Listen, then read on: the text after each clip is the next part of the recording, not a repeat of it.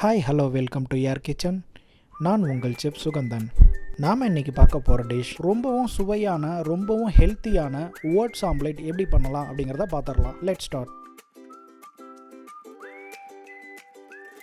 2 table spoon oats ஒரு கடாயில் போட்டு அதனுடைய பச்சைத்தன்மை போகிற அளவுக்கு கொஞ்சமாக வறுத்து எடுத்து வச்சுக்கலாம்.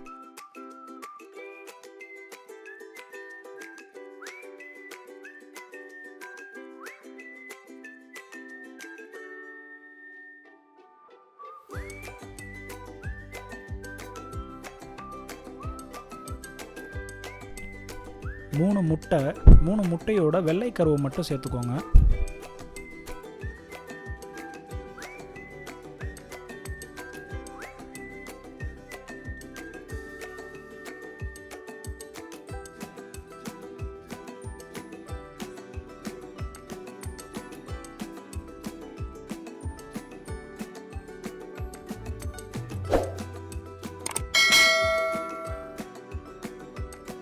நம்ம வறுத்து வச்ச ஓட்ஸை சேர்த்துக்கலாம்.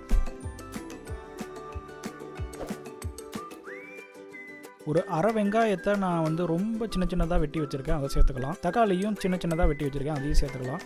கொஞ்சமாக கிரேட் பண்ண கேரட்டு, நறுக்கிய கொத்தமல்லி, கொஞ்சம் பச்சை மிளவா நறுக்கியது. பச்சை மிளவா குழந்தைகளுக்கு நீங்கள் இந்த ஆம்லேட் கொடுக்குற மாதிரி இருந்தால் பச்சை மிளகாய் நீங்கள் தவிர்த்துருங்க.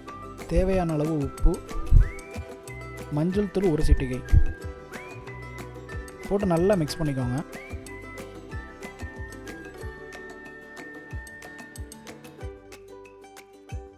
நம்ம ஆம்லேட் ஊற்றுறதுக்கான ஒரு பேன் எடுத்து வச்சுக்கலாம். Olive oil 1/2 table spoon.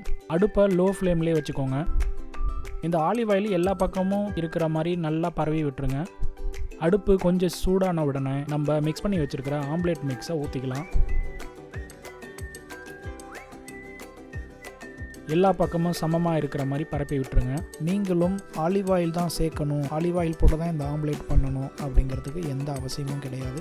நீங்கள் வீட்டில் சமைக்கிறதுக்கு வச்சுருக்கிற எண்ணெயை கூட நீங்கள் யூஸ் பண்ணிக்கலாம், இல்லை பட்டரை யூஸ் பண்ணி பண்ணுறதுனா கூட பண்ணலாம். முதல்ல சைடில் பாருங்கள் கொஞ்சமாக குக்காக இருக்கா அப்படின்னு சொல்லிட்டு. குக்காக இருந்துச்சு அப்படின்னா எல்லா பக்கமும் அதே மாதிரி எடுத்து விடுங்க. நம்ம வீட்டில் தோசையை திருப்புற மாதிரி மெல்லமாக திருப்பி விடுங்க. திருப்பி போட்டுட்டு இந்த மாதிரி ஒரு கரண்டி வச்சு மேலே அழுத்தி விடுங்க. இந்த மாதிரி பண்ணுறதுனால ஆம்லேட்டு எல்லா பக்கமும் ஒரே அளவாக குக் ஆகும்.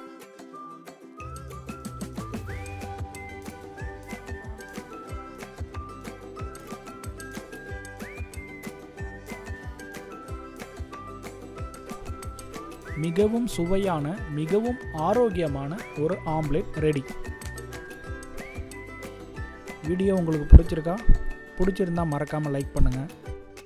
இந்த வீடியோவை நீங்கள் முதல்ல பார்க்குறவங்களா இருந்தீங்கன்னா நம்ம சேனலுக்கு சப்ஸ்கிரைப் பண்ணிக்கோங்க.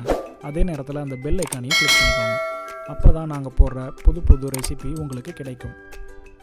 மீண்டும் இதே மாதிரி ஒரு இன்ட்ரெஸ்டிங்கான ரெசிபியோடு நம்ம சந்திப்போம். அதுவரை உங்களிடமிருந்து விடைபெறுவது உங்கள் செஃப் சுகந்தன்.